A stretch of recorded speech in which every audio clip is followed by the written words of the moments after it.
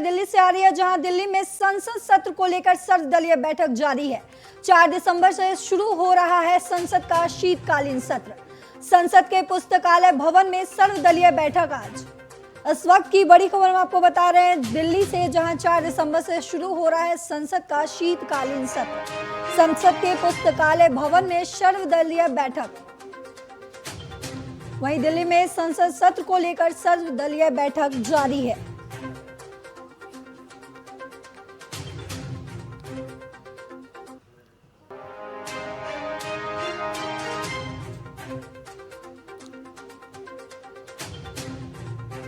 इस खबर पर ज्यादा जानकारी के लिए हमारे संवाददाता शिवम पांडे जुड़ रहे हैं। शिवम, आप हमें बताइए कि शीतकालीन सत्र शुरू हो चुका है, साथ ही पुस्तकालय भवन में सर्वदलीय बैठक हो रही है, तो आपके पास क्या कुछ अपडेट है कि कौन कौन इस बैठक में शामिल होने जा रहे हैं और क्या क्या शीतकालीन सत्र में बताया जाएगा?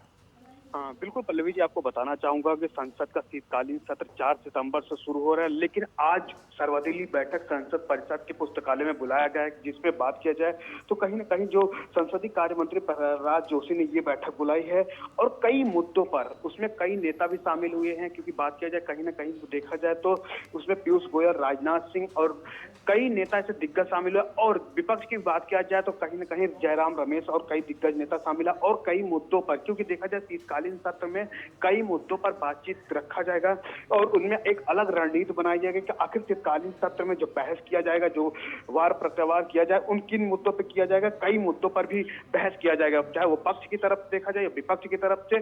कहीं ना कहीं पूरी तरीके से रणनीति आज सर्वदलीय बैठक में बुलाई गई है और रणनीति बनाई जा रही है। पल्लवी जी शिवम, आप हमें ये बताइए कि ऐसी कौन कौन सी रणनीति होगी जो इस बार विपक्ष पर, जो पक्ष सत्ता पक्ष है, वो डाल सकते हैं इस शीतकालीन सत्र में?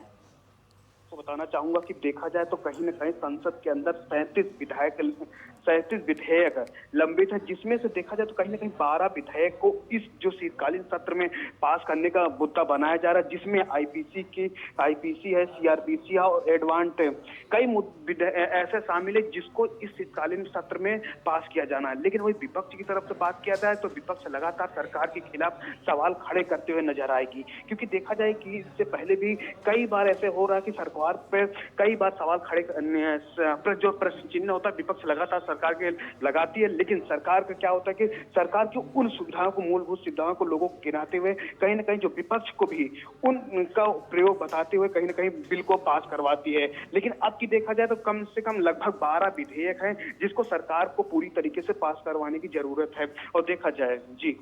चलिए शिवम, आपका बहुत बहुत धन्यवाद।